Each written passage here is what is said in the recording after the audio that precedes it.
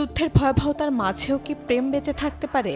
চিরন্তন এবং আবেগঘন সেই প্রশ্নের উত্তরই যেন খোঁজার চেষ্টা করেছে বার্ডস অফ ওয়ার প্রামাণ্যচিত্রটি।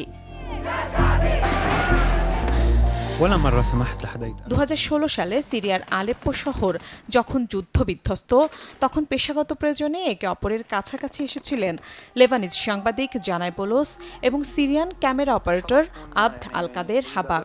একজন খুঁজছিলেন সংবাদের ফুটেজ, অন্যজন ক্যামেরায় বন্দী করেছিলেন স্বদেশের ক্ষত। তবে সময়ের সাথে সাথে কাজের সম্পর্কটি রূপ নেয় এক নিবিড় ব্যক্তিগত বন্ধনে।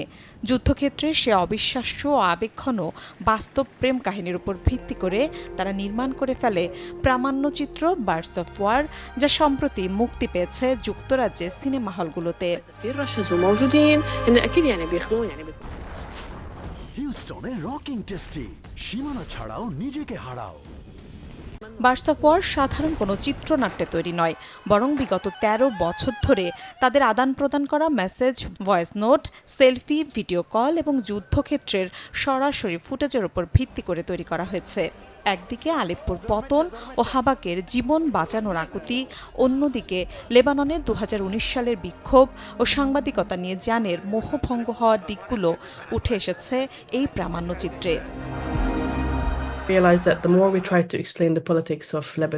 আমরা বুঝতে পারলাম যে লেবানন ও সিরিয়ার রাজনীতি এবং সেখানে যা ঘটেছে তা আমরা যতই ব্যাখ্যা করার চেষ্টা করি, দর্শকদের জন্য তা জটিল লাগবে। তাই এই ঘটনাগুলো ব্যাখ্যার জন্য আমাদের সম্পর্কটি ছিল মূল সূত্র, যেখানে আমরা যুদ্ধের ভয়াবহতাও দেখাতে পেরেছি। 2017 সালে প্রাণ বাঁচাতে সিরিয়া ছাড়তে বাধ্য হন হাবাক, তবে যুদ্ধ তাদের আলাদা করতে পারেনি। এরপর মুখোমুখি দেখা, বিয়ে এবং লন্ডনে একসাথে সংসার শুরু। তবে শিকড়ের টান ভুলে যাননি এই দম্পতি। 2024 সালে সিরিয়ার বাশার আল আসাদ সরকারের পতনের পর হাবাক নিয়মিতই যাচ্ছেন নিজ দেশে। আর জানাই বোলোস বিবিসির চাকরি ছেড়ে এখন স্বাধীনভাবে চলচ্চিত্র বানাচ্ছেন। তিনিও প্রায় ছোটেন লেবাননে। আমি প্রায় প্রতি মাসেই সিরিয়ায় যাচ্ছি, আর জানায়ও নিয়মিত যাচ্ছে লেবাননে। এটাই এখন আমাদের জীবনের বাস্তব চিত্র। আমরা সেখান থেকেই আমাদের গল্পগুলো তুলে আনছি।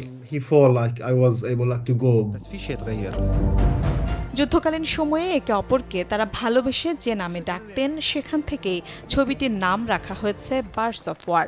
চলচ্চিত্রটি বিশ্বজুড়ে দারুণ প্রশংসিত হয়েছে, অর্জন করেছে বিখ্যাত সানডান্স চলচ্চিত্র উৎসব 2026-এ বিশেষ জুরি পুরস্কার। মিলা খন্দকার, চ্যানেল 24।